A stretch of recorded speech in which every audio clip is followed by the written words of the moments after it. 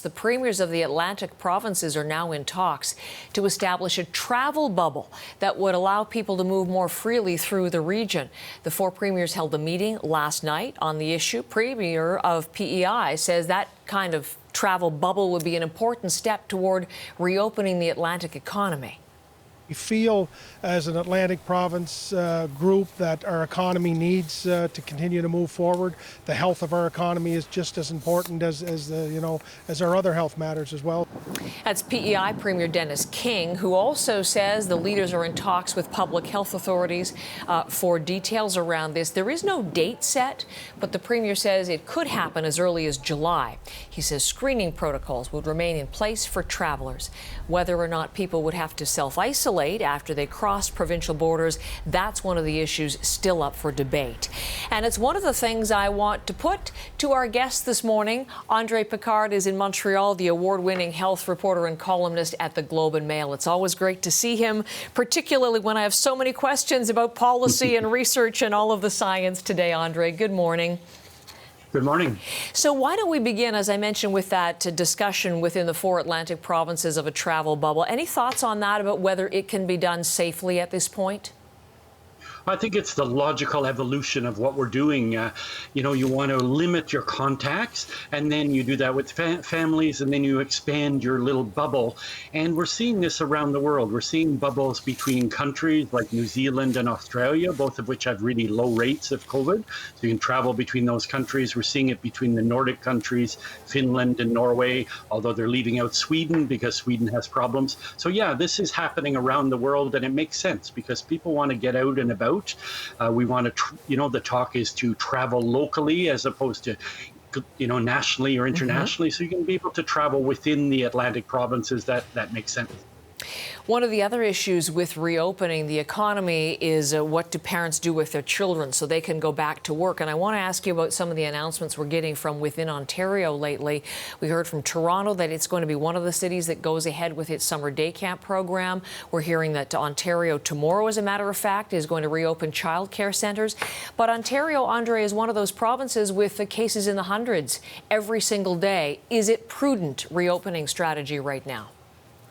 I think there's no question we have to reopen gradually, so we have to figure out how to do it sensibly. So childcare is really essential, so that's important, especially the people who have to work. We have to give them that option. So I think that makes sense. There's a lot of examples of childcare around the world where it's happening relatively safely. The issue, I think, in Ontario is this seems to have been sprung on the workers at the last minute. So the workers have to have the opportunity to prepare, get the new rules in place, figure out how they're going to manage the children. So it's not just about saying, let's do it. We have to plan ahead. And Ontario, I think, has had this chronic issue with announcing things without thinking them through, without planning them. And again, this is another example. So for the parents who are also having this sprung upon them, they need to go back to work potentially, but they may have concerns. What do you think parents should keep in mind, Andre?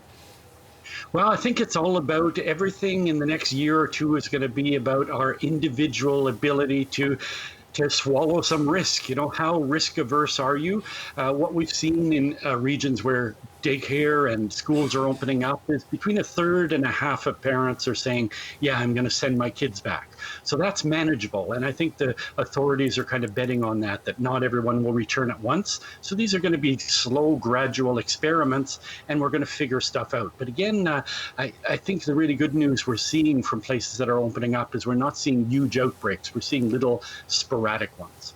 That is not necessarily the situation in the United States. Looking at those U.S. numbers that we're getting, Andre, in about 20 states now, including Arizona, Texas, Florida, so some of the states which were the earliest to ease restrictions, they're seeing increases. And I'm wondering what concerns you have about the U.S. situation and perhaps secondarily about the impact the American response might have on the Canadian outcome. Yeah, I think what's disturbing about the U.S. is how polarized and politicized this has become. So it's not about sensible public health measures anymore. It's I'm going to do stuff to prove that I'm not a Democrat. And there's a real risk there that things are really going to blow up even worse than they are. The U.S. has the worst COVID problem in the world. But, if you do nothing, if you just say, snub your nose at this because I don't like the politics behind it, this is going to get far, far worse. And I think we're seeing the numbers. I was just reading about hospitalization numbers in the U.S., and they're soaring. They're going to become Italy within a couple of weeks if there's not really some dramatic movement, and that doesn't seem possible in the political context. So the matter of the border closure, I mean, this is an issue.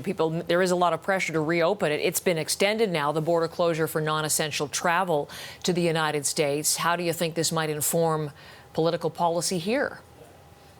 Yeah, I think Canada politically has to be careful. They don't want to ever offend the U.S., et cetera. But I think anyone who would go to the U.S. for a holiday or something, I think that would be foolish at this point, because the cases are just exploding there. Now, the border's not entirely shut. We need that travel. We need the trade. But we really have to monitor closely. And I don't think we should be rushing in any way to allow non-essential travel. I think that would be very bad for Canada. I would like as well, Andre, your perspective on a story that's been in the news throughout the weekend. I'm sure you've been following it closely. The WHO, the World Health Organization, and its changing position on asymptomatic spread of COVID-19, at first claiming it was very rare, and then walking back on that statement and saying it was all a misunderstanding. So much public health policy is based on what the WHO says. Is the WHO facing a crisis of trust? I think the WHO is under a lot of scrutiny. I think their policies are sound, but I think their communication is really lacking. So they had this problem, this discussion of asymptomatic transmission. It's a very technical discussion, and it was very, very poorly communicated to the public. They probably would have been better to say nothing. And even worse, when they tried to correct initially they said there's essentially no asymptomatic transmission, which is not true. And then when they tried to correct it, I think they made it worse. I think they have to be really a lot more careful about the communication. Now, I have some sympathy for them. They're under the spotlight. Some of these officials are speaking about these very technical, subtle differences in their second or third language. So this was an issue about pre-symptomatic versus asymptomatic versus post-symptomatic. These are very subtle scientific distinctions, and they're not something you should be talking about publicly willy-nilly as in the way they did. Okay, as you say, a lot of scrutiny of the WHO and how it's leading the world in all of this, and Canada following the WHO recommendations. So we are interested. Andre, always interested in what you have to say on matters, and look forward to reading what you're writing these days always. Thank you very much for the time today. Well, thank you, and stay safe. Okay. Try my best. Andre Picard, who is the health columnist at the Globe and Mail.